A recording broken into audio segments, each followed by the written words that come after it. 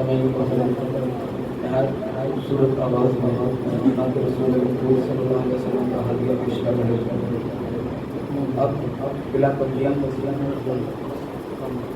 ہماری آج غزل کے خصوصی مہمان حضرت علامہ قبلہ ڈاکٹر مفتی حبیب بن صدیق اسرمی بانی ادارہ سراج منیر الاسلام مسجد میں پہنچ رہے ہیں۔ انشاءاللہ بلا تاخیر ان کا بیان شروع ہوگا۔ ان کے بیان سے قبل صرف نعت کے دو اشعار فرمان مصطفیٰ صلی اللہ علیہ وسلم ہے، جو شخص بخارِ مفاد پڑھتا ہے اللہ تعالیٰ اس کے 10 گناہ معاف فرماتا ہے، اس پر اپنی 10 رحمت نازل فرماتا ہے اور اس کے 10 درجات بلند فرماتا ہے۔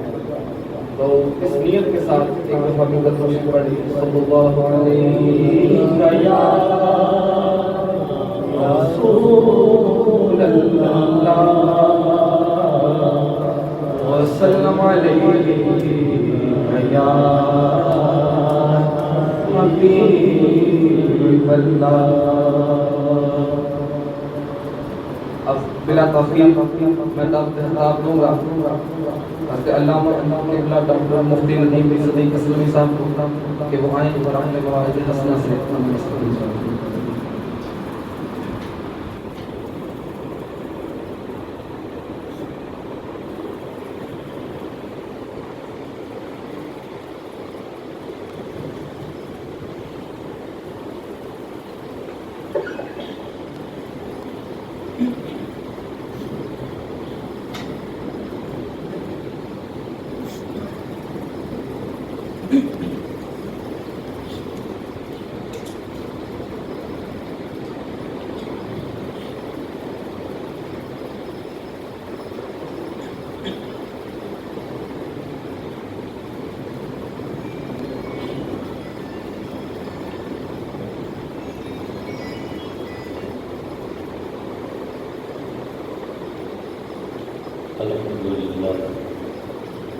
الحمد لله رب العالمين والصلاة والسلام على إمام الأنبياء والمرسلين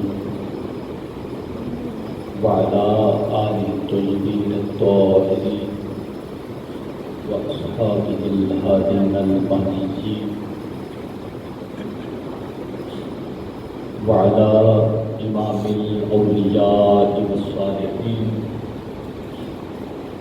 أما بعد أعوذ بالله من الشيطان الرجيم بسم الله الرحمن الرحيم إن الله وملائكته يصلون على النبي يا أيها الذين آمنوا صلوا عليه وسلموا تسليما سمعت رسول بخر الصلاة والسلام عليك يا سيدي يا رسول الله وعلى الصلاة والسلام عليك يا سيدي يا رسول الله وعلى آلك وأصحابك يا سيدي يا حبيب الله الله رب العزة جل وعلا وجل جلاله بحمد السلام إمام الأنبياء والمرسلين قائد الأنبياء والمرسلين سيدنا محمد الكريم صلی اللہ علیہ وسلم کی پاک بارگاہ میں درود و سلام پیش کرنے کے بعد اللہ رب العزت کی بارگاہ میں انتہائی عاجزانہ مسکینانہ التجا ہے۔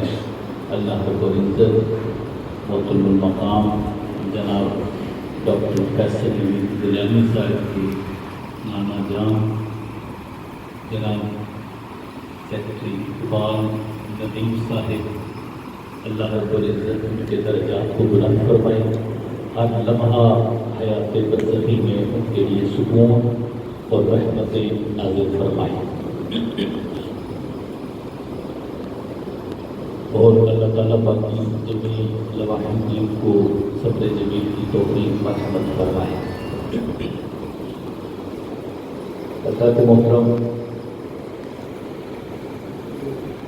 انسان اللہ تعالیٰ نے انسان کو پیدا کیا،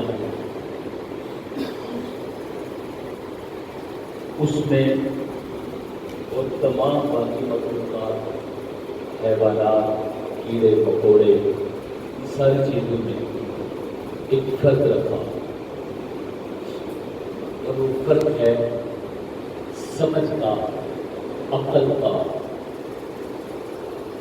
اچھی راہ کے انتخاب کا، یہ اللہ تعالیٰ نے انسان کو جو تحفہ عطا فرمایا ہے عقل کا، یہ انسان کی ایک خصوصیت ہے۔ اب سوال یہ ہے کہ اللہ نے عقل کو پیدا کیوں فرمایا ہے؟ یہ جو دماغ دیا ہے یہ اللہ نے کیوں عطا کیا ہے؟ اس لیے کہ یہ اچھے اور برے کی تمیز کر سکے کہ میرے لیے اچھا کیا ہے، میرے لیے برا کیا ہے، میرے لیے کون سی راہ سیدھی راہ ہے، میرے لیے دین کا رستہ اچھا ہے یا کفر کا رستہ اچھا ہے، میرے لیے دین کا رستہ اچھا ہے یا دنیا کا رستہ اچھا ہے، میرے لیے دنیا کا رستہ اچھا ہے یا آخرت کا رستہ اچھا ہے۔ یہ انسان کو عقل دی تاکہ وہ فیصلہ کر سکے کہ میں نے کس راہ پر چلنا ہے۔ جو انسان عقل استعمال میں نہیں لاتا اور یہ فیصلہ نہیں کرتا کہ مجھے کس راہ پر چلنا ہے، وہ انسان کبھی اپنی زندگی میں کامیاب نہیں ہو سکتا۔ دو چیزیں عمومی طور پر انسان کے سامنے، ایک اچھائی ہے اور ایک برائی ہے۔ یہ دو چیزیں، ایک سیدھی راہ ہے، اچھی راہ ہے، اور ایک غلط راستہ ہے اور بری راہ ہے۔ اب ہم نے اس کا انتخاب کرنا ہے کہ ان دونوں راہوں میں سے ہم نے کس راہ پر چلنا ہے۔ مثال کے طور پر ایک رستہ ہے حقوق اللہ اور حقوق العباد کا، نماز، روزہ، حج، زکوٰۃ، اور دوسری طرف بندوں کے حقوق، ماں باپ کے حقوق، بچوں کے حقوق، میاں بیوی کے حقوق، انسانی حقوق، ہمسایوں کے حقوق۔ یہ ایک رستہ ہے۔ دوسرا رستہ ہے گناہ کرنا، نافرمانی کرنا، رزق حرام کھانا، اللہ کی عبادت نہ کرنا، لوگوں کے حق مارنا، چغل خوری، غیبت، طعنہ زنی، یہ سارے ہیں۔ یہ دو رستے ہیں۔ ایک انسان نے ان میں سے انتخاب کرنا ہے کہ اس نے کس رستے پر چلنا ہے۔ اس نے نمازیں پڑھنی ہے، لوگوں کے حقوق کا خیال رکھنا ہے، ہمسایوں کے حقوق کا خیال رکھنا ہے، ماں باپ کے حقوق کا خیال رکھنا ہے، بچوں کے حقوق کا خیال رکھنا ہے، یا اس نے لوگوں کو گالیاں دینی ہے، غیبت کرنی ہے، برا بھلا کہنا ہے، لوگوں کے حق مارنے ہیں، رزق حرام کھانا ہے، کیا کرنا ہے؟ یہ دو رستے ہیں انسان کے سامنے۔ سب سے پہلی بات یہ ہے کہ انسان اپنے آپ کا حساب لے گا کہ بتا تم نے آج تک جتنی زندگی گزاری ہے تو کس راستے پر چلتا رہا ہے۔ یہ اپنی پوری زندگی کا حساب لینا ہے، بیٹھ کر سوچ کر غور فکر کر کے کہ بتا تیرا جسم، تیرے ہاتھ، تیرے پاؤں، تیری آنکھیں، تیرے کان، یہ کس چیز کے لیے استعمال ہوئے ہیں؟ کیا کسی کو تکلیف دی، اللہ کی نافرمانی کی، یا اللہ کی اطاعت میں چلتا رہا اور لوگ کے حقوق کو پورا کرتا رہا؟ یہ دو راستے ہیں انسان کے سامنے۔ انسان نے ان کا انتخاب کرنا ہوتا ہے۔ وہ اپنا حساب دے کہ وہ کس راستے پر چلتا رہا۔ آئے ذرا ہم سوچتے ہیں، تھوڑا سا اپنے آپ پر غور کرتے ہیں کہ ہم کس لائن پر چلتے رہے۔ اللہ نے تو ہمیں دو راستے دیے تھے اور پھر عقل اور دماغ عطا کیا تھا کہ ہم اس راستے پر چلے تو دونوں رستوں میں سے کس کا انتخاب کرتے ہیں۔ یہ ہماری ذمہ داری ہے، ہم دیکھیں کہ ہم کس راہ پر چلتے ہیں، کون سا رستہ اختیار کرتے ہیں۔ جو انسان یہ سمجھ گیا کہ مجھے یہ رستہ اختیار کرنا ہے وہ کامیاب ہو گئے، جو یہ نہ سمجھ سکا کہ مجھے کون سا رستہ اختیار کرنا ہے تو وہ ناکام ہو گئے۔ اب ہم یہ دیکھتے ہیں کہ اس راہ پر جو انسان چلے ان کو اللہ نے کتنی کامیابی عطا فرمائی ہے، وہ اپنی زندگی میں کامیاب ہوئے یا ناکام ہوئے۔ میں آپ کو ایک واقعہ عرض کرتا ہوں کہ ایک تابعی بزرگ ہیں، ان کا نام ہے حضرت سعید بن مسیب رضی اللہ تعالیٰ عنہ۔ حضرت سعید بن مسیب یہ صحابی رسول حضرت ابو ہریرہ رضی اللہ تعالیٰ کے شاگرد تھے۔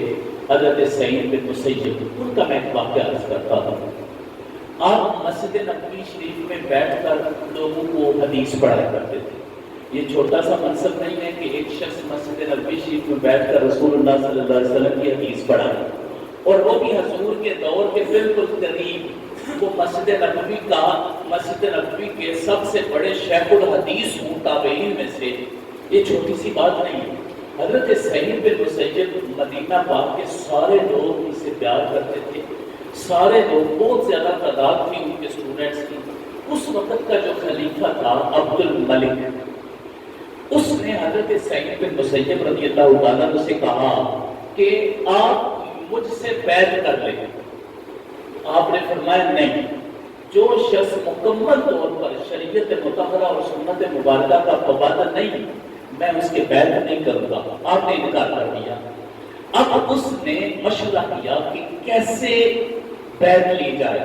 مختلف لوگوں سے مشورہ کیا. ایک بندے نے مشورہ دیا، جس بات کی طرف میں آنا چاہتا ہوں اور جو بات میں آپ سے عرض کرنا چاہتا ہوں. ایک بندے نے اس میں سے مشورہ دیا، بعد میں تو سختی کرے، بعد نے کہا چھوڑ دے، مختلف مشورے تھے. ایک بندے نے مشورہ دیا کہ آپ ایسا کریں، سعید بن مسیب کی ایک بیٹی ہے، بڑی خوبصورت ہے اور بہت نیک ہے. آپ سعید بن مسیب سے اپنے بیٹے جو ولی عہد ہے، اپنے بیٹے کے لیے رشتہ لے لیں. اگر آپ ان سے اپنے بیٹے کے لیے رشتہ لے لیں گے تو آٹومیٹکلی جو سعید بن مسیب ہیں وہ آپ کے پیچھے لگ جائیں گے. پھر آپ جو کچھ ان کو کہیں گے وہ آپ کی بات مانیں گے، بیعت بھی کریں گے. کیوں؟ اس لیے کہ لوگ منتظر تھے مدینہ پاک کے کہ اگر سعید بن مسیب نے بیعت کی تو ہم نے کرنی ہے، اگر انہوں نے نہیں کی تو ہم نے نہیں کرنی. تو اس بات کا ان کو مسئلہ تھا کہ مدینہ کے لوگ ہماری بیعت کیوں نہیں کر رہے. تو پھر یہ کہا کہ آپ بیٹی کا رشتہ لے لیں.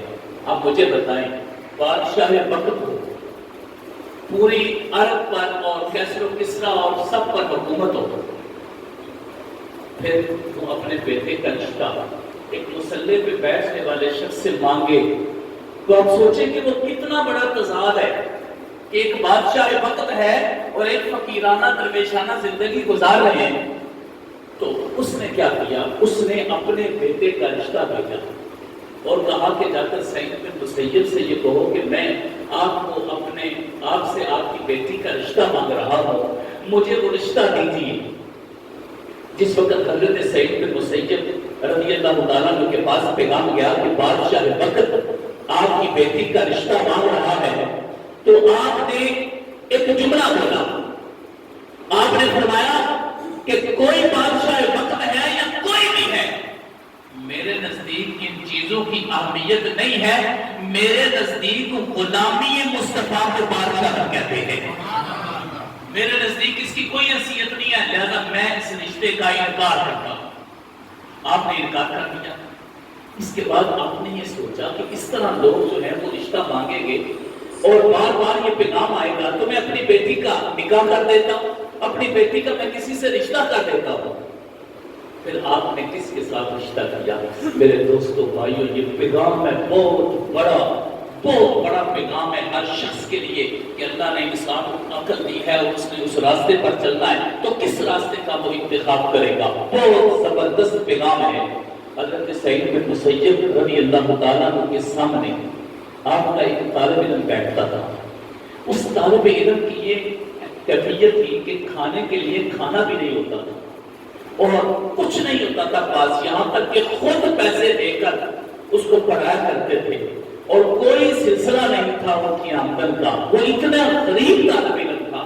اس کا نام تھا ابو ودا نام تھا اس طالب علم کا. کوئی پیسہ نہیں ہے بلکہ کپڑے بھی آپ دیکھ کر یہ آپ فرمایا کرتے کہ یہ کپڑے کس طرح کے تم پہنتے ہو، تو اس نے کہا میرے پاس تو کچھ نہیں ہے، پھٹے پرانے کپڑے ہیں، صرف میں وہی پہنتا ہوں.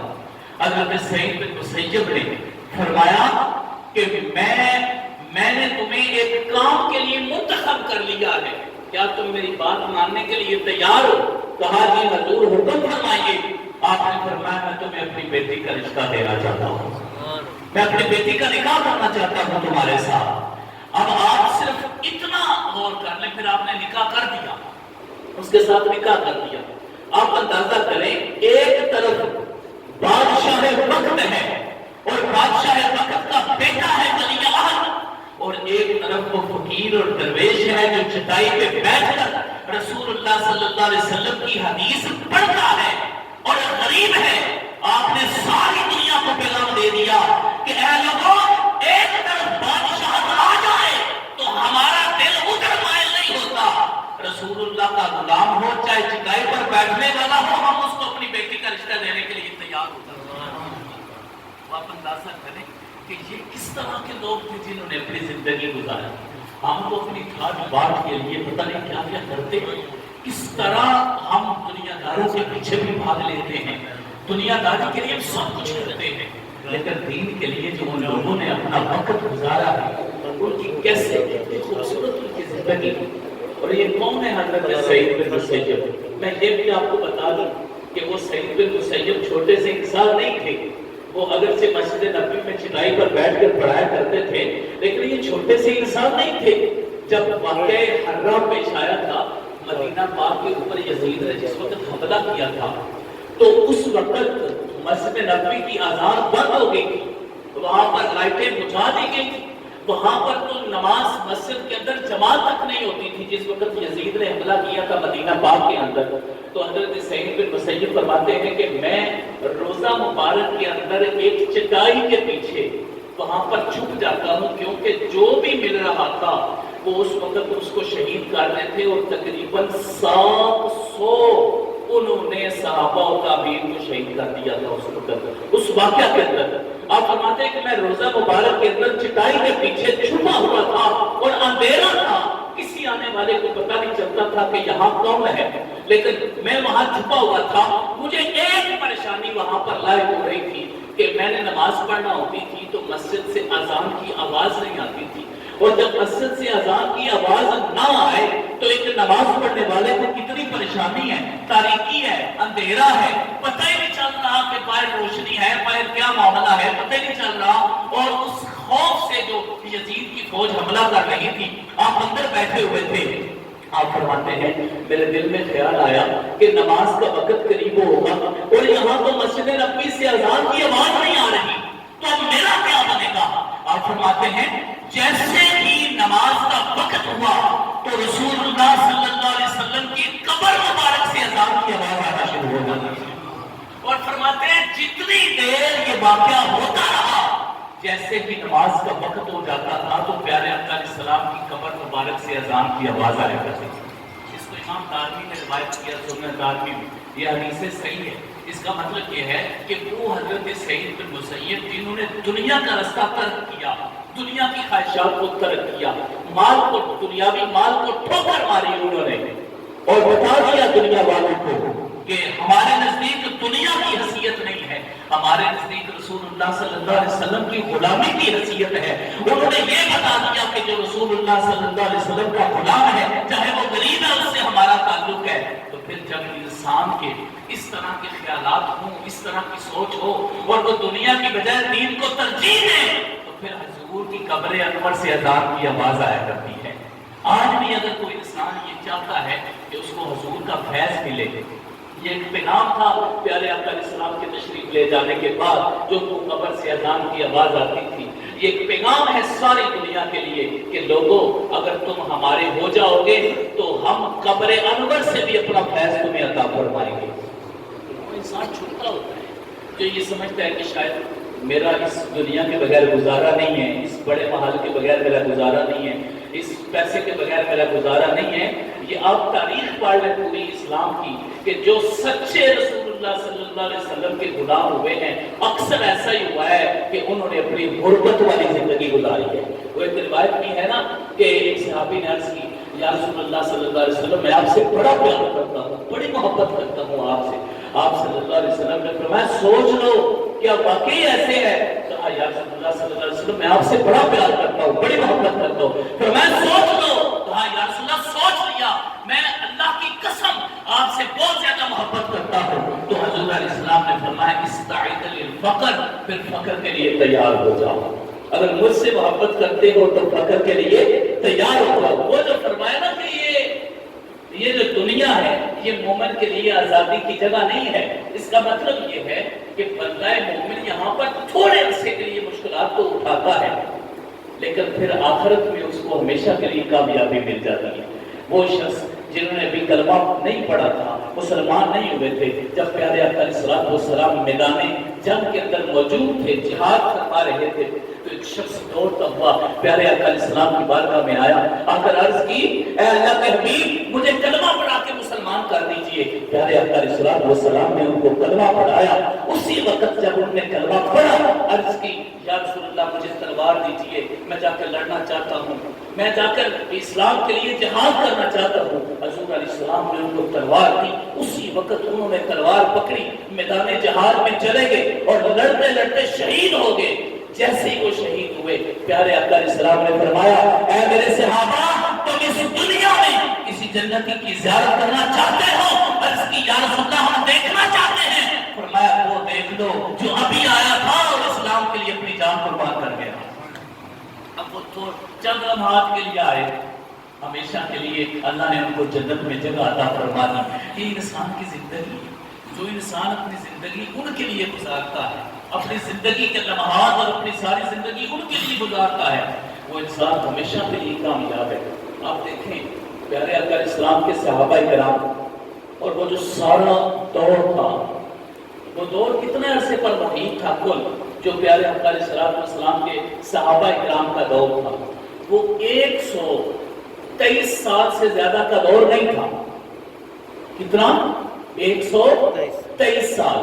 جب پیارے آقا علیہ السلام نے اعلان نبوت فرمایا، اس وقت سے لے کر آخری صحابی رسول تک 123 سال کا زمانہ ہے۔ 123 سال کا زمانہ ہے۔ اس 123 سال کے زمانے کے اندر جو لوگ ہو گزرے ہیں وہ دنیا کائنات کے سب سے افضل و اعلیٰ لوگ تھے۔ وہ لوگ تھے جنہوں نے دنیا کو ترجیح نہیں دی۔ کسی کی 20 سال عمر ہے، کسی کی 25 سال عمر ہے، کسی کی 30 ہے، کسی کی 40 ہے، کسی کی 50 ہے، کسی کی 60 ہے، 100 سے اوپر تو ہے ہی نہیں ہے۔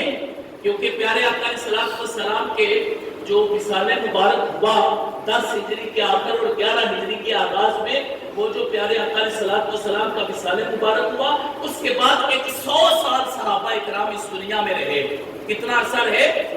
آخری صحابی حضرت ابو طفیل عامر بن واصلہ اللیثی، یہ وہ صحابی رسول ہے جن کا مکہ المکرمہ میں 110 ہجری کو وصال ہوتا ہے۔ یہ آخری صحابی ہیں۔ پیارے آقا علیہ السلام کے بعد مکمل 1400 سال ہونے والے ہیں۔ پیارے آقا علیہ السلام جب اس دنیا سے تشریف لے گئے اور صحابہ اکرام تشریف لے گئے 1450 سال، مجھے آپ بتا دیں 40 50 60 70 سالہ زندگی کو اگر اللہ کی راہ میں قربان کر کے آج تک 1450 سال انسان قبر میں رہ کر جنت کے باغوں میں سے ایک باغ میں رہے، وہ زندگی اعلیٰ ہے یا یہ چند لمحات کی زندگی اعلیٰ ہے جو انسان پیسے کے لیے گزار دے گا؟ اعلیٰ زندگی کون سی ہے؟ وہی جو قبر کی زندگی ہے۔ اور مجھے بتائیں صحابہ اکرام کتنے سمجھدار تھے، کتنے سمجھدار تھے، اللہ کا کتنا فضل۔ انہوں نے 30 40 50 نہیں دیکھی، انہوں نے بعد والی زندگی کو دیکھا۔ اور ہم کیا ہیں؟ ہم تو زندگی کو دیکھتے ہیں، ہم تو اس زندگی کا پیسہ دیکھتے ہیں، ہم تو اپنی زندگی کو ظاہری سکون دینے کے لیے لوگوں کے حق مارتے ہیں، ان کے پیسے کھاتے ہیں۔ ہم تو اپنی بیٹیوں کو زمینیں نہیں دیتے، بھائی اپنی بہنوں کو زمینیں نہیں دیتے، وہ تو ان کو کہتے ہیں یہ معافی کر دے، ہمیں ہی دے دے تو بہتر ہے، ہم اس طرف بھی نہیں آتے۔ یہ ایک چھوٹے سے ٹکڑے کے لیے ہم اپنے ایمان کا سودا کرتے ہیں۔ میرے بھائی، جو لوگ صحابہ اکرام کی طرح سمجھدار ہوتے ہیں وہ ان چیزوں کو کوئی اہمیت نہیں دیتے۔ ان کے نزدیک اہمیت اللہ اور اس کے رسول کے فرمان کی ہوتی ہے۔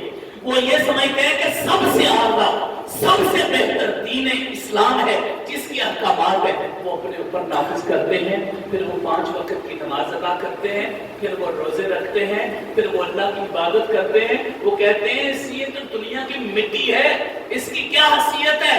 وہ اللہ اور اس کے رسول کے ہو جاتے ہیں۔ جب کوئی اللہ اور اس کے رسول کا ہو جاتا ہے پھر اللہ رب العزت اپنے اس بندے سے محبت فرماتا ہے۔ مجھے بتائیں کون سا درجہ اللہ ہے؟ بندہ اللہ سے محبت کرے یا اللہ بندے سے محبت کرے؟ پہلا آلہ ہے یا دوسرا آلہ ہے؟ دوسرا آلہ ہے۔ بندہ اللہ سے محبت کرے یہ ایک نچلا درجہ ہے، اللہ بندے سے محبت کرے یہ गाना درجہ है। बुखारी शरीफ की रिवायत है, अल्लाह रब्बुल इज्जत प्यारे आका अलैहिस्सलाम ने फरमाया कि अल्लाह रब्बुल इज्जत हजरत जिब्रील अमीन से फरमाते हैं, ऐ जिब्रील तुम मेरे फुलां बंदे से मोहब्बत करो। अर्ज किया अल्लाह मैंने उससे मोहब्बत की, लेकिन वजह मोहब्बत क्या है? फरमाया कि मैं इससे मोहब्बत करता हूं। तुम इससे मोहब्बत करो क्योंकि मैं इससे मोहब्बत करता हूं। ऐ अल्लाह मैंने मोहब्बत की। फिर अल्लाह फरमाते हैं सारे आसमान वालों को कह दो कि मेरे इस बंदे से मोहब्बत करें क्योंकि मैं इससे मोहब्बत करता हूं। हज़रत जिब्रील अमीन अर्ज करते हैं अल्लाह मैंने सबसे कह दिया और सबने मोहब्बत कर ली। फिर उसके बाद प्यारे आका अलैहिस्सलाम फरमाते हैं सुम्मा युज़अूनहुल कबूल फिल अर्ज़। जब जिब्रील अमीन और सारे फरिश्ते और आसमान की सारी मखलूक उस बंदे से मोहब्बत कर लेती है जिससे अल्लाह मोहब्बत करता है, फिर उसके बाद जमीन में रहने वाले हर इंसान के दिल में उस बंदे की मोहब्बत को डाल दिया जाता है। ये देखिए जिस वक्त बंदा अल्लाह से मोहब्बत करता है तो ये आगाज है उस मोहब्बत का, और उस मोहब्बत का उरूज क्या है? उस मोहब्बत का उरूज ये है कि अल्लाह बंदे से मोहब्बत करता है, और जब ये मकाम बंदे को मिल जाता है कि अल्लाह बंदे से मोहब्बत करता है तो इसमें इंसान की कामयाबी होती है। तो मैं ये अर्ज करना चाहता हूँ कि हमें वो रास्ता अपनाना है कि जिस रास्ते से कामयाब होकर हम उस मकाम पर पहुंचे कि अल्लाह बंदे से मोहब्बत फरमाए। जब ऐसा हो जाता है हम ये समझते हैं ना कि शायद हमें अल्लाह नहीं देख रहा, हम ये समझते हैं कि शायद हमें कोई नहीं देख रहा। मैं आपको एक छोटी सी मिसाल देता हूँ कि अल्लाह किस तरह बंदे को देखता है। कुरान पाक का एक वाक़या है, कुरान पाक का कि अल्लाह बंदे पे किस तरह अपनी निगाह पाक जमाता है, रखता है, उसको देखता है। कुरान पाक का एक पूरा वाक़या है। हज़रत शुएब अलैहिस्सलाम की दो बेटियां वो कुएं के ऊपर पानी भरने के लिए जाती थी। हज़रत मूसा अलैहिस्सलाम का वहां से गुजर हुआ, आपको थकावट महसूस हुई, आप एक दरख्त के नीचे एक दरख्त के साए में आप आराम फरमाते हैं तो देखते हैं कि नौजवान कुएं के इर्द गिर्द खड़े हैं, दो लड़कियां हैं, बापर्दा है, बाहया है, पीछे खड़ी हैं, वो इंतजार कर रही हैं कि जब ये सारे चले जाएंगे तो हम यहाँ से पानी भरेंगे। हजरत मूसा अलैहिस्सलाम ने क्या किया? हजरत मूसा अलैहिस्सलाम वहां पर आप तशरीफ लेके जाते हैं, उनसे वो पानी के बर्तन लेते हैं, उनको पानी भर के देते हैं और फरमाते हैं कि जाओ अपने घर में ले जाओ, आपका पर्दा मैंने देखा मुझसे रहा नहीं गया, मैंने कहा कि आपको इतना इंतजार करना पड़ेगा, तुम चली जाओ। ये पुराने बात कर रहा सारा वाक़या। फिर वो पानी लेकर जब घर जाती हैं तो हजरत शुएब अलैहिस्सलाम उनसे पूछते हैं कि आज क्या वजह है? पहले तो आप लेट आती हैं, तखीर से आती हैं, आज जल्दी आ गई हैं, क्या वजह है? तो उन्होंने कहा कि वहां पर एक अल्लाह का नेक बंदा था, नौजवान था, उसने हमें पहले ही पानी भर के दे दिया है तो हम लेकर जल्दी आ गए। आपने फरमाया जाओ जाकर उस नौजवान को लेकर आओ जिसने हम पर एहसान किया है, उसे इस एहसान का बदला देना चाहते हैं, जाओ उस नौजवान को लेकर आओ। तो गए, जाकर हज़रत मूसा अलैहिस्सलाम को बुलाने लगी तो अल्लाह रब्बुल इज्जत ने वो सारा नक्शा खींचा और प्यारे आका अलैहिस्सलाम पर नाज़िल फरमाया उसको कुरान की सूरत में। फरमाया फजाअतहु इहदाहुमा तमशी अला इस्तिहया। उनका चलना देखकर, उस लड़की का चलना और हया का पर्दा देखकर अल्लाह ने फरमाया कि वो लड़की हज़रत शुएब अलैहिस्सलाम की बेटी बापर्दा होकर, बाहया होकर, फजाअतहु इहदाहुमा तमशी अला इस्तिहया। जब वो चलकर मूसा अलैहिस्सलाम के पास आ रही, अल्लाह ने इस नक्शा को बयान किया। जब वो चलकर मूसा अलैहिस्सलाम के पास आ रही थी, अल्लाह ने अलस्तिहया, उनका अंदाज क्या था कि वो बड़ी बाहया होकर आ रही थी। और मुझे ये बताएं कि अगर एक इंसान का एक किरदार का एक हिस्सा, एक अदा जो बाहया अदा थी, अल्लाह को इतनी पसंद आई कि अल्लाह ने कुरान पाक की आयत नाज़िल फरमा दी, जिनके एक सिफत पर अल्लाह ने कुरान पाक की आयत नाज़िल फरमा के इतना अल्लाह रब्बुल इज्जत ने रज़ा का इजहार फरमाया, तो जिसका सारा किरदार ही बाहया हो जाए उससे आगे कौन हो सकता है? इसका मतलब है कि एक इंसान की एक सिफत को भी अल्लाह मुलाहिजा फरमाता है और फिर बताता है कि इस बंदे का ये किरदार था, और हम समझते हैं कि शायद हमें हमारा रब नहीं देख रहा। आखिरी बात अर्ज कर रहा हूँ کہ اللہ رب العزت کیسے، اگر ایک انسان یہ سوچ لینا کہ اس کو اس کا خدا دیکھ رہا ہے ہر لمحہ، تو وہ کبھی گناہ نہیں کرے گا، کبھی کسی کا حق نہیں مارے گا، کبھی وہ نافرمانی کی طرف نہیں جائے گا، کبھی بھی وہ کسی بھی مسلمان کا حق نہیں کھائے گا، وہ نہ کسی کے ساتھ زیادتی کرے گا، نہ کسی کو گالی دے گا، نہ کسی کو الزام لگائے گا، نہ کسی کی غیبت کرے گا، نہ کسی کو برا بھلا کہے گا، وہ کبھی بھی ایسا نہیں کرے گا۔ جب اس کو یہ ہو کہ میرا رب مجھے دیکھ رہا ہے، انسان کی زندگی بدلنے کے لیے یہ جملہ کافی ہے کہ میرا رب مجھے دیکھ رہا ہے، اتنا جملہ اس کے لیے کافی ہے۔ اب اندازہ کریں، ایک امام ابن الجوزی رحمہ اللہ نے ضم الہوا کی کتاب ہے، محدث وقت ہوئے ہیں، انہوں نے ایک واقعہ بیان کیا ہے، میں یہاں پر عرض کرنا چاہتا ہوں۔ انہوں نے یہ واقعہ بیان کیا ہے کہ ایک شخص تھا، اس نے ایک عورت کو برائی کے لیے اپنے گھر میں دعوت دی، وہ عورت اس کے گھر میں آ گئی۔ جس وقت عورت اس کے گھر میں آئی تو اس مرد نے کہا جاؤ جا کر وہ دروازہ بند کر دو۔ وہ دروازہ بند کر کے آئی، اس نے کہا دوسرا بھی بند کر دو، دوسرا بھی بند کر دیا، کہا تیسرا بھی بند کر دو، تیسرا بھی بند کر دیا، کہا سارے دروازے بند کر کے آ جاؤ۔ وہ عورت ایک دروازے بند کر کے آئی اور آ کر کہنے لگی میں نے سارے دروازے بند کر دیے ہیں، بس ایک دروازہ مجھ سے بند نہیں ہوا، وہ لگتا ہے کہ مجھ سے بند نہیں ہوگا۔ اس نے کہا کون سا دروازہ ہے مجھے بتاؤ، تم تو عورت ہو میں مرد ہوں، میں وہ دروازہ بند کر دوں گا، مجھے بتاؤ وہ کون سا دروازہ ہے۔ اس نے کہا آپ سے بھی وہ دروازہ بند نہیں ہوگا۔ اس نے کہا کیوں نہیں ہوگا، مجھے بتاؤ، میں ابھی جاتا ہوں اور جا کر دروازہ بند کرتا ہوں۔ اس نے کہا بتاؤ کون سا دروازہ ہے۔ اس عورت کا جواب سنیے، خدا کی قسم انسان کی زندگی بدلنے کے لیے یہ لفظ کافی ہے، کاش ہر انسان یہ سمجھ جائے کہ وہ دروازہ کون سا تھا۔ اس نے کہا سارے دروازے بند کر دیے، ایک دروازہ مجھ سے بند نہیں ہوا اور وہ دروازہ تم سے بھی بند نہیں ہوگا۔ اس نے کہا بتاؤ کون سا دروازہ ہے۔ اس نے کہا میرے رب کی نگاہ کا دروازہ ہے جو مجھ سے بند نہیں ہوگا، وہ میرے رب کی نگاہ کا دروازہ ہے۔ جیسے ہی اس نے یہ جملہ بولا تو اس کی چیخ نکلی زمین پر گر پڑا اور کہا کہ عورت ہو کر رب کی اتنی تابعدار ہے تو میں کیوں نہ ہوں۔ اس نے ارادہ کیا کہ آج کے بعد کبھی بھی میں کوئی گناہ کروں گا نہیں کروں گا۔ اس نے کہا اس کے بعد پھر اس نے ارادہ کیا کہ آج کے بعد میں سیدھی راہ پر چلوں گا۔ میرے بھائیوں دوستو، جو غلط راستہ ہے وہ غلط ہے، وہ عزت کا رستہ نہیں ہے۔ جو صحیح رستہ ہے وہ عزت کا رستہ ہے۔ صحیح رستہ کیا ہے؟